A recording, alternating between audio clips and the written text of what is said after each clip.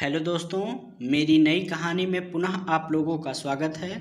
आज हम आपके लिए लेकर आए हैं बहुत ही रोमांटिक कहानी।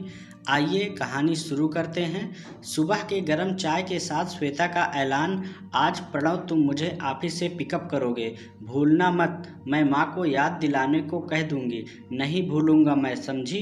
पर एक मीठी जादू की झप्पी दे दो। एक झप्पी तो बनता है ना? नहीं नहीं बनता, अभी बच्चों को तैयार करना है। माँ पापा जी को नाश्ता देकर जल्दी ही ऑफिस जाऊंगी। प्लीज़ बच्चों को बस में बिठा देना, समझे? जो आदेश मैडम। अलमारी किनारे खींचते हुए प्रणव ने कहा, छोड़ो भी, दो बच्चों के पिता हो। श्वेता ने हंसते हुए कहा, हाँ तो क्या तुम्हें हाथ लगाकर ही बना हूँ? ऐसे ही ये पैदा नहीं हुए आसमां से। प्रणव ने कहा, ठीक। एक बात बताओ श्वेता, इस जीवन के आपाधापी में कभी मुझे भी याद करती हो कि ऑफिस, बच्चों, माँ पापा या घर के काम में ही खोई रहती हो? ये भी कुछ पूछने की बात है? ये बच्चे आसमान से नहीं आए, तुमसे ही आए हैं। हे हंसते हुए श्वेता ने कहा, व्हाट ए फनी जोक। अरे यार श्वेता, कभी तो सीरियस हो जाया करो। प्रणव ने खींचते हुए कहा, हाँ हो गई। तुम्हें पता है ना, हम भी बीपीओ के जॉब में हैं, जहां लाइफ शिफ्ट में बटी है। कभी आप घर पर तो कभी मैं। ऐसे में हमें ज़्यादा समझदार होना पड़ेगा, समझे मिस्टर एज 43 के आशिक। ऑफिस जाना हमारी ज़रूरत है, कौन नहीं चाहता प्यार के पल। श्वेता अपने अंदाज में बोली, क्या दिन आ गए। श्वेता बीबी के साथ समय बिताने के लिए अपॉइंटमेंट लेना पड़ रहा है। प्रणव ने फुसफुसाते हुए कहा, माँ प्लीज़ प्रणव को याद दिलाना मुझे पिकअप के लिए आए। आज रात हमें देशमुख काकू के यहाँ जाना है, हम सब साथ ही चलेंगे। कहते हुए श्वेता लिफ्ट की ओर दौड़ी। ऑफिस के काम में कब 5:30 बज गए पता ही नहीं चला। प्रणव इंतजार कर रहा होगा। राम मंदिर बस स्टॉप पर फ़ोन कर लेती हूँ, यूं ही अपने से श्वेता बात करते हुए ऑफिस से बाहर जा रही थी। तभी फ़ोन की घंटी बजी। हेलो हेलो प्रणव, राम मंदिर पहुँच गए क्या? हाँ पहुँचने ही वाला हूँ। अरे तुम बाइक में हो क्या? स्पीड ड्राइविंग क्या? नहीं यार, विनय के साथ आया हूँ, बाइक उसी की है। हम टैक्सी से घर जाएंगे, समझी? डर मत। Okay, drive slowly. ओह फिर ज्ञान गंगा, चुप। ये ज्ञान के अलावा भी कुछ हम बात कर सकते हैं। आज मुझे तुमसे बात करनी ही है, क्या पता कल हम हो या ना हो। हंसते हुए प्रणव ने बाहों में भरते हुए श्वेता को कहा, हाँ दार्शनिक, क्या पता कल हम हो या ना हो। प्रॉमिस, इस सैटरडे मैं पूरा दिन तुम्हारे साथ ही बिताऊंगी, ठीक? चलो अब। श्वेता, ज्ञान गंगा बंद करो प्लीज़, मैं नीचे बस स्टॉप में खड़ा हूँ, प्रणव ने कहा। प्रणव से बात करते हुए श्वेता ऑफिस से निकलने लगी। बाय एवरीवन कहते हुए श्वेता लिफ्ट तक पहुँची थी। लिफ्ट में कनेक्शन ना होने से फ़ोन बंद हो चुका था। तभी भागता हुआ वॉचमैन हरीश अंदर आया। क्या हुआ, क्यों भाग रहे हो? हरीश से श्वेता ने पूछा। मैडम, एक बड़ा एक्सीडेंट हो गया, भीड़ जमा हो रही है, शायद बंदा मर ही गया, हरीश ने जवाब दिया। ऐसे कैसे कुछ भी बोलते हो? श्वेता फ़ोन चेक करते हुए बोली, कहाँ हुआ ये? यहीं राम मंदिर के बस स्टॉप पर। हरीश, तुमने वहाँ प्रणव को देखा क्या? वो मुझे पिकअप करने के लिए आए हैं। नहीं मैडम, बहुत भीड़ थी, मैं कुछ देख नहीं पाया। ओके कोई बात नहीं, मैं देख लेती हूँ। 50 कदम की दूरी पर प्रणव को देखते हुए श्वेता ने आवाज़ लगाई, प्रणव आज तो आप समय पर हो। तुमने सुना बस स्टॉप पर एक्सीडेंट हुआ, शायद हम कुछ मदद कर सके। चलो देखते हैं क्या हुआ। श्वेता ने कहा, नहीं अभी नहीं, जल्दी चलो, बच्चे इंतज़ार कर रहे हैं, माँ पापा जी तैयार हैं। ओके चलो, पर बाइक कहाँ है? श्वेता ने पूछा। बताया था ना, दोस्त के साथ आया, तो अब बस। श्वेता ने लंबी सांस लेते हुए कहा, नहीं मैडम, टैक्सी से चलें, कुछ पल साथ बिताए। ज़रूर जहां पनाह। हंसते हुए श्वेता ने कहा, इतने पैसे टैक्सी पर खर्च करना ज़रूरी है क्या? सच में तुम भी पागल हो। आज कितने दिन बाद तुम्हें मैं ऑफिस लेने आया हूँ, थोड़ी प्राइवेसी तो चाहिए ना। थोड़ा सिटी देखते हुए घर जाएंगे। हाँ ज़रूर। 14 वर्ष हो चुके हमारी शादी को, 2 बच्चों के पिता भी हो, और तुम्हें अब प्राइवेसी चाहिए, क्यों? क्या मैं ये जान सकती हूँ? मुस्कुराते हुए श्वेता ने कहा। लो टैक्सी आ गई। भाई, आनंद नगर का कितना किराया लोगे? 200 मैडम, ये बहुत ज़्यादा है, हम ऑटो से चल सकते हैं। हाथ पकड़कर प्रणव को खींचते हुए श्वेता ने कहा, क्या करती हो तुम, चलो इस टैक्सी में, ज़्यादा नहीं है। अब ये ज़्यादा नहीं लगता तुम्हें?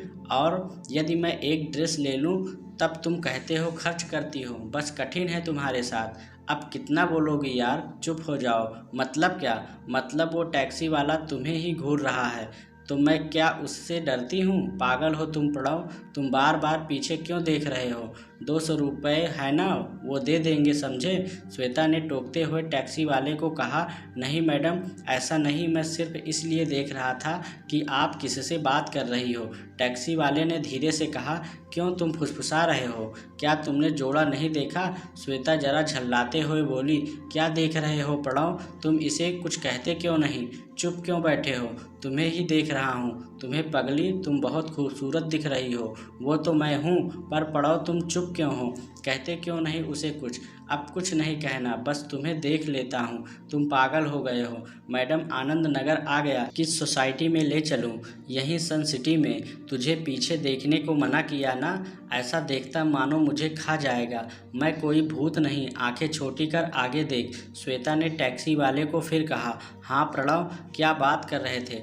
लाकर को तुम जानो प्रणव, मुझे रुपयों पैसों की जिम्मेदारी से दूर रखो। और ये बातें आप मुझे अभी क्यों बता रहे हो? घर पर बता देना। सारी बात यहाँ करना अनिवार्य नहीं है, समझे 43 के आशिक? श्वेता ऐसा कहकर मुस्कुराने लगी।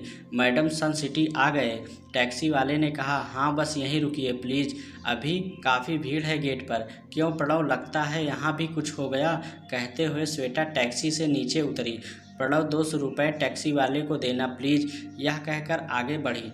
टैक्सी वाले ने कहा। ओह मैडम, पगला गई हो या हमें पागल समझ रखा है क्या? मैडम पैसे दो फिर जाओ, सारे रास्ते पका दिया आपने। प्रणव, दे रहे हैं, श्वेता ने पीछे मुड़ते हुए कहा। मैडम, कौन प्रणव, कहाँ है? टैक्सी वाले ने बड़ी आंख दिखाते हुए कहा। जो मेरे साथ आए वही मेरे पति, श्वेता ने जवाब दिया। मैडम, आप पागल हो गई हो क्या? टैक्सी वाले ने चिल्लाते हुए कहा। कहाँ हो प्रणव तुम? क्या कर रहे हो? आगे कैसे आ गए?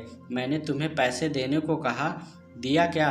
मेरे पास 200 रुपये नहीं है, 1000 का ही नोट है, तुम दे दो प्लीज़, श्वेता ने प्रणव को कहा। हाँ ज़रूर, पर मेरे पैसे कुछ भी नहीं है।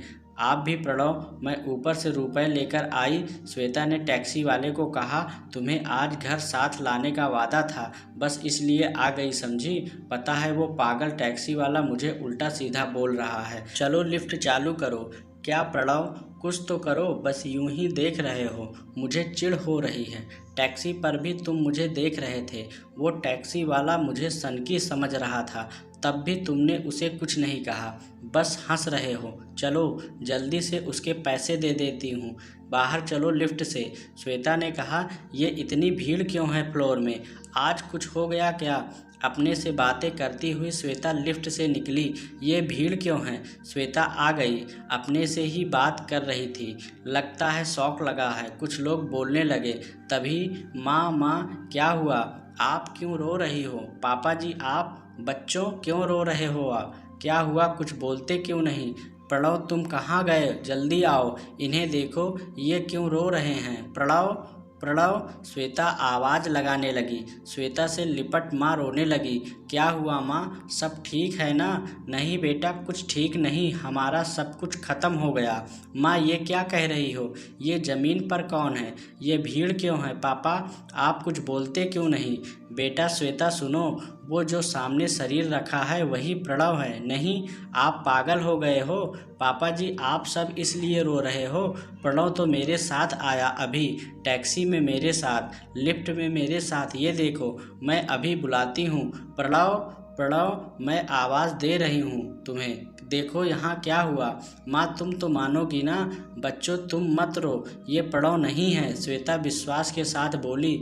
श्वेता बिटिया सुनो, राम मंदिर के पास जब प्रणव फ़ोन पर किसी से बात कर रहा था, तभी एक कार पीछे से आई, उससे टकराई और वह वहीं गिर पड़ा। मेरे बच्चे, उस दुर्घटना में उसकी जान नहीं रही मेरी बिटिया। माँ ने रोते हुए सारी बात श्वेता को बताई। माँ, आप क्या बोलती हो? मुझे कुछ समझ नहीं आ रहा है। राम मंदिर से उन्होंने मुझे फ़ोन लगाया था, हम बात किए, फिर मैं उनके साथ ही यहाँ आई हूँ। बिटिया श्वेता, ये देखो तो ज़मीन पर कौन पड़ा है?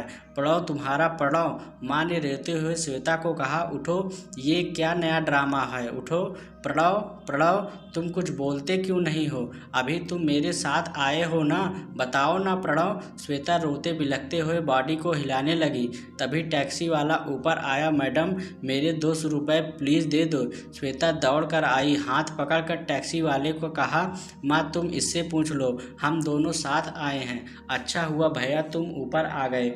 बताओ इन्हें मैं प्रणव तुम्हारे साथ ही आए ना? ये लो 200 रुपये भाई, सच बोल दो, हम तुम्हारे साथ ही आए हैं ना? हाँ दी, आप मेरे साथ आए हो। देखा देखा माँ, बीच में ही श्वेता बोल पड़ी, आप मेरे साथ आए हो, पर आप अकेले ही टैक्सी में बैठे थे, आपके साथ कोई नहीं था। यही मैं आपसे पूछना चाहता था कि आप किससे बात कर रही हो, पर आप बात सुन ही नहीं रही थी, सिर्फ बात कर रही थी। आप अपने से ही बात कर रही थी।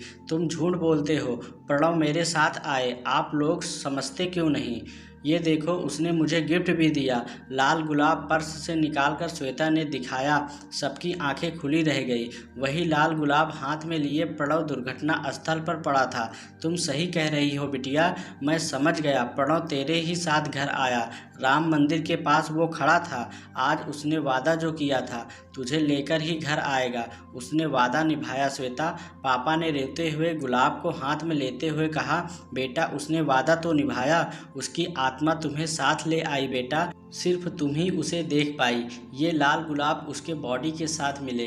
तभी श्वेता ने रोते हुए कहा, पापा जब हम मिले तब वहाँ बहुत भीड़ थी। मैंने कहा भी प्रणव को चलो देखते हैं क्या हुआ। उसने कहा चलो, वहाँ कोई एक्सीडेंट हुआ है, तुम देख नहीं पाओगे। मुझे प्रणव ने कहा पापा, मुझे प्रणव ने कहा।